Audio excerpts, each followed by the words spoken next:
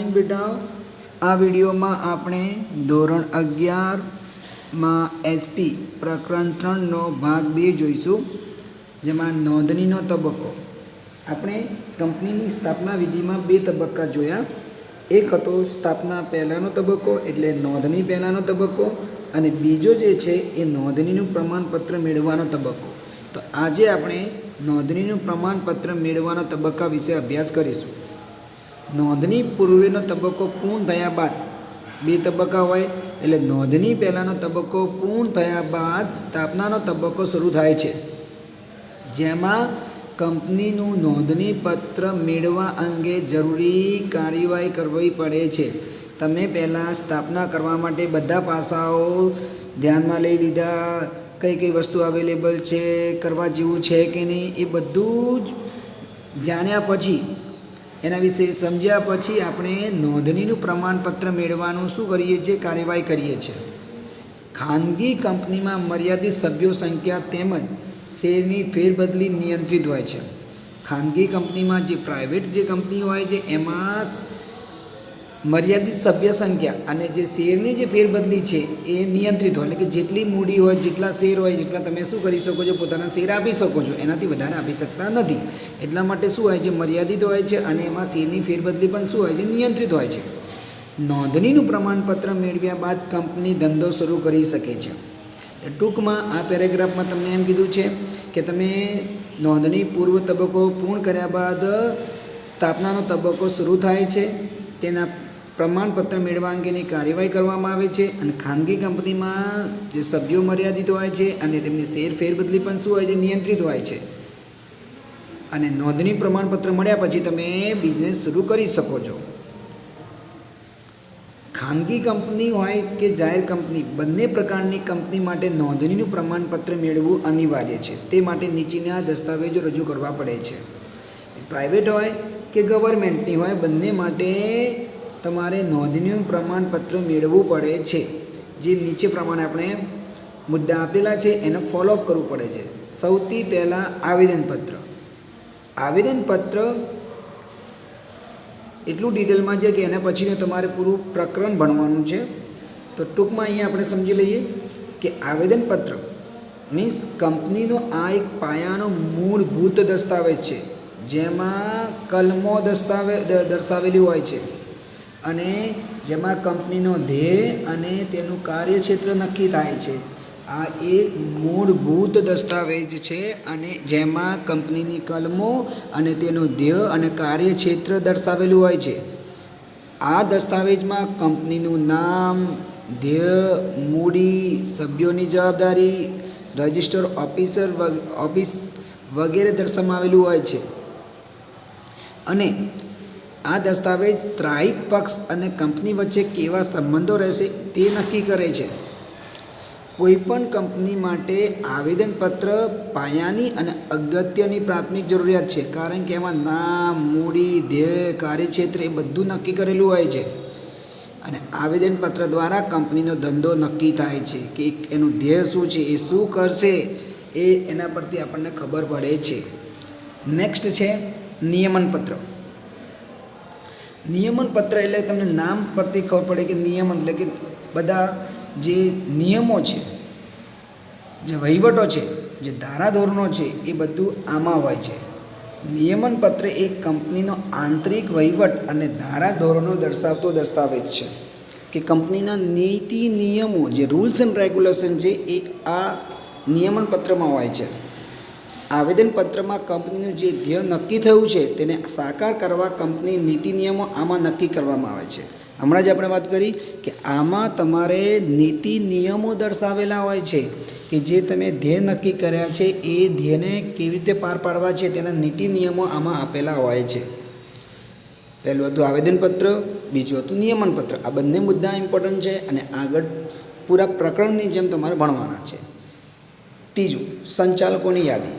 હવે સંચાલકોની યાદી એટલે સિમ્પલી નામ પરથી ખબર પડી જાય, મુદ્દા પરથી, કે ભાઈ કંપનીના સંચાલક તરીકે જે વ્યક્તિઓ કાર્ય કરવાની છે તેમનું નામ, સરનામું, ધંધો, ઉંમર, રાષ્ટ્રીયતા વગેરે દર્શાવીને તેમના નામોની યાદી કંપનીની રજિસ્ટ્રાર સમક્ષ મૂકવામાં આવે છે. આ કંપનીને કોણ મેનેજ કરશે, એના જવાબદાર વ્યક્તિઓ કોણ છે, એ બધાનું નામ, સરનામું, એમની નેશનાલિટી, એ બધું જ લિસ્ટ બનાવીને કંપનીના રજિસ્ટ્રાર સમક્ષ રજૂ કરવામાં આવે છે. નિયત કરવામાં આવે તેવી કંપનીમાં સંચાલકોની ઓછામાં ઓછી એક મહિલા સંચાલક હોવું જોઈએ. કે જેટલામાંથી પસંદ કરવામાં આવ્યા હોય છે, જેટલાની લિસ્ટ છે, એ લિસ્ટમાં એક મહિલા સંચાલક હોવી આવશ્યક છે, જરૂરી છે. નેક્સ્ટ થર્ડ છે કે સંચાલકોની લેખિત સંમતિ અને સોગંદનામું. હવે તમે જે લિસ્ટ આપી છે એ લિસ્ટ તમારે એ પ્રમાણે છે કે નહીં, બરાબર, એ લોકો પોતાના મનથી આમાં સામેલ છે કે નહીં, એના માટે તમારે એક લેખિત સંમતિ અને સોગંદનામું તમારે મોકલવાનું હોય છે. તમે જેટલા સંચાલકોની યાદી મોકલી છે એ લોકો સ્વેચ્છાએ જોડાયેલા છે, તો એના માટે એમને લેખિત સંમતિ અને સોગંદનામું કંપનીના રજિસ્ટ્રાર સમક્ષ રજૂ કરવું પડે છે. દરેક સંચાલકે રજિસ્ટ્રારને સંચાલક તરીકેની જવાબદારી સ્વેચ્છાએ સ્વીકારે છે તેવી લેખિત સંમતિ આપવી પડે છે. તે ઉપરાંત ભાડનું ભરનાર અને પ્રથમ સંચાલકે રજિસ્ટ્રાર સમક્ષ નીચેની બાબતો અંગે સોગંદનામું રજૂ કરવું પડે. મેં હમણાં જ કીધું કે તમે સ્વેચ્છાએ જોડાયેલા છો એવી લેખિત સંમતિ અને તમારા નીચે એક સોગંદનામું, એટલે કે તમે પ્રોપર વ્યક્તિ છો કે નહીં એનું સોગંદનામું તમારે લેવું પડે છે. જેમ તમે કોઈ પણ હોદ્દો સ્વીકારો તો તમે સોગંદનામું લો છો, શપથ લો છો, એ રીતે આમાં સોગંદનામું હોય છે કે તમે એકદમ પ્રોપર વ્યક્તિ છો, કોઈ ગુનેગાર નથી. તો જેમાં કયા કયા મુદ્દાનો સમાવેશ થાય છે? પહેલો, તે કોઈ પણ ગુના માટે ગુનેગાર ઠરેલ નથી, એનું તેને શપથ સોગંદનામું આપવું પડે છે. તે કોઈ પણ છેતરપિંડી કે ગેરરીતિ માટે ગુનેગાર ઠરેલ નથી, કોઈ એને ગુનો નથી કર્યો, એને કોઈ છેતરપિંડી નથી કરી. અને ત્રીજું, રજિસ્ટ્રાર સમક્ષ જે માહિતી આપવામાં આવી છે તે સાચી અને પૂર્ણ છે, બરાબર, જે મેં બંને કીધું છે એ હું સાચો છું એની ખાતરી. નેક્સ્ટ, નિવેદન. હવે નિવેદન એટલે શું કે તમે જે આગળ બધું જ સબમિટ કર્યું છે, જે કંપનીના રજિસ્ટર સામે આપ્યું છે, એમાં તમારે શું હોય છે, એવું એક નિવેદન પત્ર આપવું પડે છે. નિવેદન આપવું પડે છે કે તમે જે બોલ્યા છો, જે આપ્યું છે બધું સાચું છે. અને એમાં જેટલા છે, જેટલા વ્યક્તિ જોડાયેલા છે, જેમ કે માલિકો છે, ચાર્ટર્ડ એકાઉન્ટન્ટ છે, એ બધાની તમારે શું હોવું જોઈએ? લેખિત સંમતિ સહી હોવી જોઈએ. તો જોઈએ, કંપનીની સ્થાપના માટે કાયદાની સૂચિત એવી તમામ જોગવાઈનું પાલન કરવામાં આવ્યું છે તેમ દર્શાવતું નિવેદન કંપનીના રજિસ્ટ્રાર સમક્ષ નોંધવું પડે છે. તમે કંપની સ્થાપો છો તે તમામ કંપનીના ધારાધોરણ પ્રમાણે જોગવાઈઓનું પાલન થયું છે તેવું એક નિવેદન કંપનીને સામે શું કરવું પડે છે? નોંધાવવું પડે છે. અને આ નિવેદન છાપેલું હોવું જોઈએ, જેમાં એડવોકેટ, CA, કોસ્ટ એકાઉન્ટન્ટ અથવા કંપનીના સેક્રેટરીમાંથી જે આ કંપનીની સ્થાપના વિધિમાં સંકળાયેલ હોય, એટલે ઉપરમાંથી જે પણ વ્યક્તિ આમાં સંકળાયેલ હોય તેની સહી હોય છે. કંપનીના નિયમન પત્રમાં જે સંચાલક, મેનેજર કે સેક્રેટરી તરીકે જેનું નામ હોય, આપણે આગળ જોયા નિયમન પત્ર, રાઈટ, તો એ નિયમન પત્રમાં જેનું નામ હોય એની સહી પણ હોય છે. એટલે ટૂંકમાં આમાં એમ કીધું છે તમને બેટા કે તમે જે ધારાધોરણ પ્રમાણે જે કંપની ધારા મુજબ જે છે એ બધા જ અમે શું કર્યું છે? જોગવાઈનું પાલન કર્યું છે. આ એવું નિવેદન તમારે નોંધાવવું પડે છે. અને આ એક છાપેલું હોવું જોઈએ, જેમાં તમારે જે વ્યક્તિ સંકળાયેલા છે એની સહી હોય છે. એમાં નિયમન પત્રમાં જેનું નામ હોય એની પણ સહી એમાં હોય છે.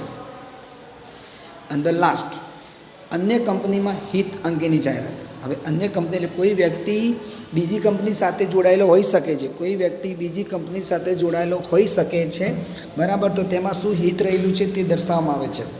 તો લાસ્ટ છે, કંપનીના સંચાલકો, મેનેજર, સેક્રેટરી કે ભાડનું ભરનાર જો બીજી કંપની સાથે સંકળાયેલ હોય અને તેમાં તેમનું હિત હોય તો તે અંગેની માહિતી આપવી પડે છે. જો કોઈ પાર્ટનરશિપ કરતો હોય અને એની પાર્ટનરશિપ બીજા કંપનીમાં પણ હોય તો એ કંપનીનું એમાં હિત શું છે તે દર્શાવવામાં આવે છે. એટલે ટૂંકમાં તમે બે કંપનીમાં કામ કરતા હો તો પહેલી કંપનીનું બીજી કંપનીમાં શું હિત છે એ દર્શાવવામાં આવે છે. તો આ હતા તમારે કંપની નોંધાવવાના જે બીજા જે તબક્કા હતા, એટલે નોંધણીનું પ્રમાણપત્ર મેળવવાની તબક્કા, રાઈટ. હવે આપણે આવીશું નેક્સ્ટ ટોપિક, નોંધણીનું પ્રમાણપત્ર. ચલો, તમે બધું કરી કાઢ્યું, હવે તમને નોંધણીનું પ્રમાણપત્ર મળે. એટલે ઉપરના દસ્તાવેજ સાથે જરૂરી ફી ભરવામાં આવે છે. એટલે ઉપરના જેટલા દસ્તાવેજો હતા એ સબમિટ કરી દીધા, પછી ફી ભરવામાં આવે છે. કંપની રજિસ્ટ્રારને ચકાસણી કર્યા બાદ જો સંતોષકારક લાગે તો તેની નોંધણી કંપનીઓના ચોપડામાં કરે છે અને આ વિધિ પૂર્ણ થયા બાદ રજિસ્ટ્રાર નોંધણીનું પ્રમાણપત્ર આપે છે. નોંધણીના પ્રમાણપત્રમાં જે તારીખ આપવામાં આવી હોય તે તારીખથી કંપનીની શરૂઆત થયેલી ગણાય છે. ઉપરના તમે જેટલા છે દસ્તાવેજો એ આપો, ફી ભરો, ચકાસણી કર્યા પછી એમને સાચું લાગે તો એ તમારી ચોપડામાં નોંધ કરશે અને તમારી સ્થાપના થશે. અને જે દિવસે નોંધ કરવામાં આવી હોય એ દિવસથી તમારી કંપનીની શરૂઆત થાય છે અને તમને પ્રમાણપત્ર આપવામાં આવે છે. કંપની રજિસ્ટ્રાર કંપની નોંધણી પ્રમાણપત્ર આપવાની સાથે કંપની ઓળખ નંબર એટલે કોર્પોરેટ આઇડેન્ટિટી નંબર ફાળવે છે, જે કંપનીની ઓળખ બને છે. એટલે નોંધણીની પ્રમાણપત્ર સાથે તમને એક નંબર પણ આપે છે, જે કંપનીનો ઓળખ નંબર એટલે શું કહેવાય છે, તેને ઓળખ નંબર તરીકે ઓળખવામાં આવે છે.